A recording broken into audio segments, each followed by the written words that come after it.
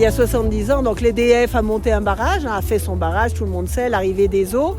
Et il y avait un village où les Tignards étaient, il y avait 600 habitants qui vivaient tranquillement à 1600 mètres d'altitude. Et ça a été le pot de terre contre le pot de fer, il n'y a pas eu le choix. Ils ont été évacués, les CRS, etc. Ça a été dramatique, ils ne s'en sont jamais remis. Le monde entier a su ce qui se passait ici grâce aux journaux et en l'occurrence Paris Match, parce qu'on a fait beaucoup d'articles. On a même fait des couvertures de Paris Match. On en voit une dans l'exposition. Donc, en tout cas, ça nous a servi de leçon.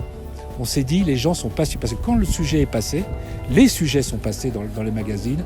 Je peux vous dire qu'après, les gens ont beaucoup écrit à Paris Match. C'est formidable, faut les aider, continuer.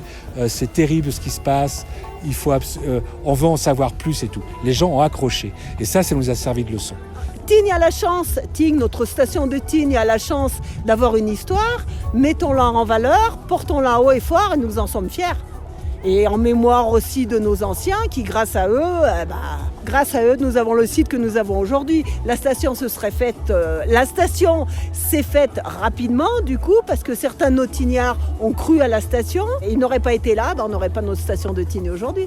Là, c'était vraiment un exercice de style où il fallait raconter, vraiment aller s'immerger dans les archives, chercher et témoigner avec des photos dures.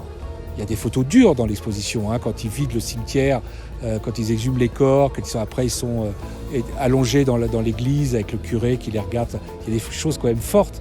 Et en tout cas, donc ils ont fait appel à nous. Ça a été un travail d'équipe. J'ai fait une première sélection, on leur a présenté. On a fait, je me souviens, une vidéoconférence. Il y avait toute l'équipe de la mairie. On a échangé. Celle-là, moins qu'une autre. Voilà.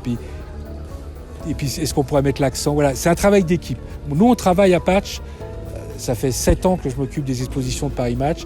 On travaille de cette façon-là. C'est un échange. Celle-ci prouve que les Tignards se sont battus jusqu'au dernier moment. Mais enfin, ils avaient beau faire ce qu'ils voulaient quand ils voulaient, pot de fer contre pot de terre et rien à faire. Il a fallu partir par la force des choses. Le but, c'est la mémoire. N'oublions pas. On vit une époque où très facilement on oublie les choses. Où on se dit finalement tout commence à l'instant où je suis. Non, il y a un passé. Et il ne faut pas oublier ce qui s'est passé. Il y a 70 ans, ça s'est passé. C'est la mémoire. Là derrière, il y a un lac. Enfin, il y a un lac. Il y a le barrage, il y a un lac. Et en dessous de ce lac, il y a un village qui a disparu.